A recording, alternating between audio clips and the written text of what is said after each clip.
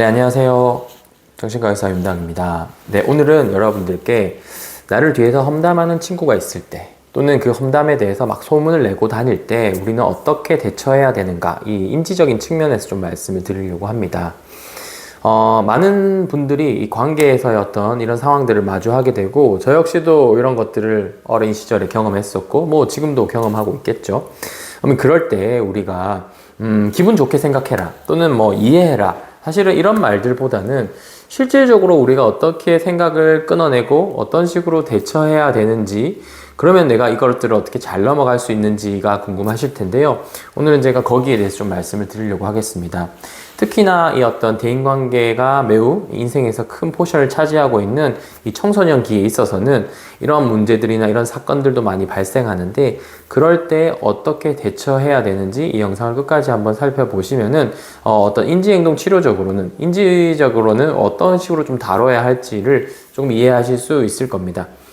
대부분 이 친구가 험담하는 상황에서 가장 중요한 부분들은 그 험담하는 사건도 되게 충격적이긴 하지만요, 이 사건을 어떤 식으로 해석하는지가 매우 중요합니다. 보통 이 부정적인 생각들이 따라오게 되는 거죠. 그 친구가 나를 이간질해서 막 친구들한테 험담을 하고 나한테 안 좋은 소문을 낸다. 그러면 그걸로 인해서 내 친구 관계가 단절되고 내가 어떤 외로움을 겪고 고립되고 뭔가 큰 문제가 발생될 것이다. 까지 보통 꼬리에 꼬리를 물고 뭔가 문제들을 키우는 생각들을 하게 되는데, 이 생각으로 인해서 막 부정적인 감정들이 발생되기도 합니다. 뭐 불안하거나 뭐 우울하거나 뭐 화가 나기도 하고요. 근데 문제는 이런 어떤 감정들을 딱 마주했을 때 대부분 사람들이 회피의 패턴들을 많이 쓴다는 거죠.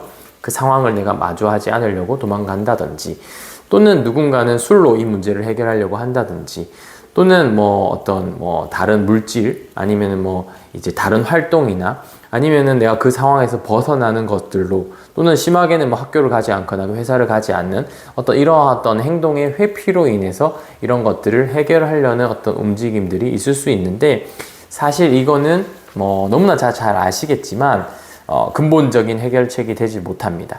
이유는 그게 이제 꼬리에 꼬리를 물고 일시적으로는 불안감을 줄여서 안도감을 얻을 수는 있지만, 다시 또 그 상황을 생각만 해도 불안하고 우울감이 생기고 외롭고 이런 악순환의 고리를 연속되게 된다라는 말이죠.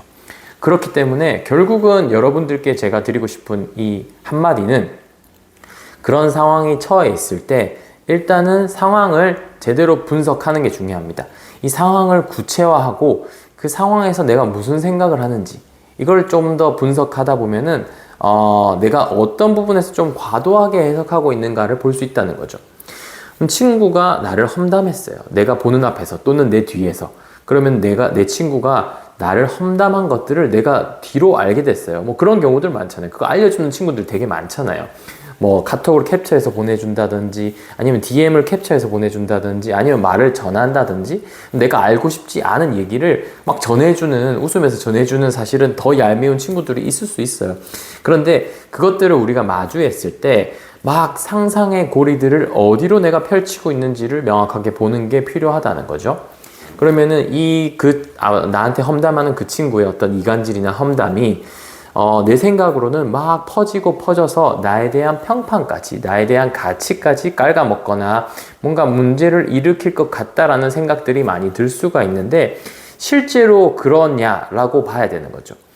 우리가 어떤 한 사람의 어떤 험담이 어떤 개인의 평판까지 연결되는 것이 사실은 쉽지는 않습니다. 물론 비교할 때 험담을 안 하는 것과 험담을 하는 걸 비교하면 당연히 안 좋은 영향을 계속 받는다라고 생각을 하고, 뭔가 편견이나 선입견을 줄 것 같다라는 생각을 할 수가 있어요.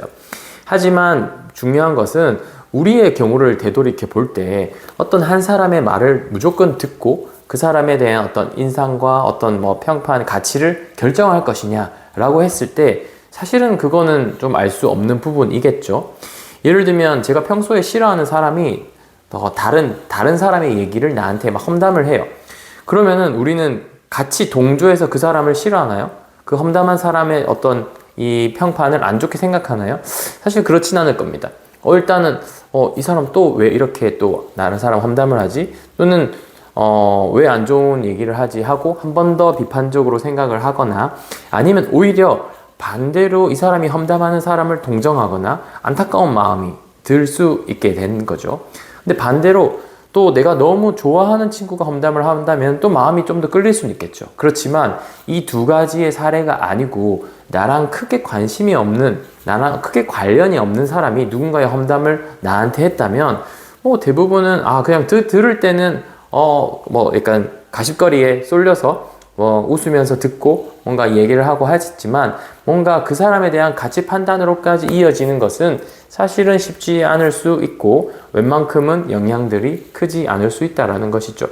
그렇기 때문에 우리가 생각하는 것만큼 그 사람이 뭔가 이 험담을 퍼뜨린다고 해서 이 모든 전체, 나를 둘러싸고 있는 전체가 그렇게 생각하는 것까지 가지는 않는다라는 어떤 인지적 탈융합이 이루어질 때 이 어떤 불안감이나 아니면 이런 부정적인 감정에서 조금은 벗어날 수 있을 것 같습니다.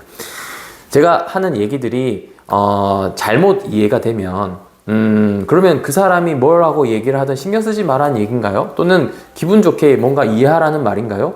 이게 아니에요. 그게 아니고 우리가 과도하게 생각하는 부분들만, 미리 걱정하는 부분들만이 그 정도까지는 아님을 이해하다라는 것이죠. 그렇기 때문에 이 부분만 끊어내도 내가 과도한 어떤 감정에 휩싸이거나 그것 때문에 내 일상생활에 엄청나게 방해를 받거나 그걸로 인해서 내가 대인관계에 위축되는 일들이 줄어들 수 있다는 것입니다.